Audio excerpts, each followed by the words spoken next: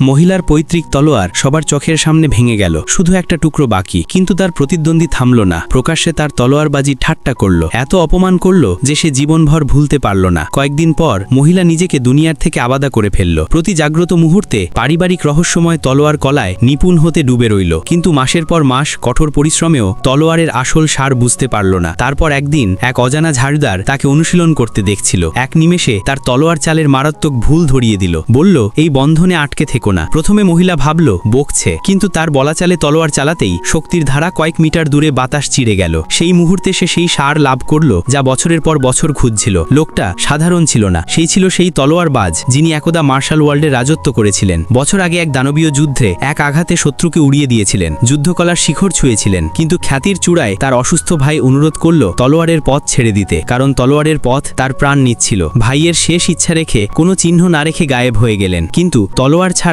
সে চলমান লাশ হয়ে গেল, মদে ডুবে গেল, গৃহহীন মদ্যপ হয়ে উঠল, যতক্ষণ না সেই মহিলা তাকে বাঁচালো, সাধারণ ঝাড়ুদার হিসাবে রাখল।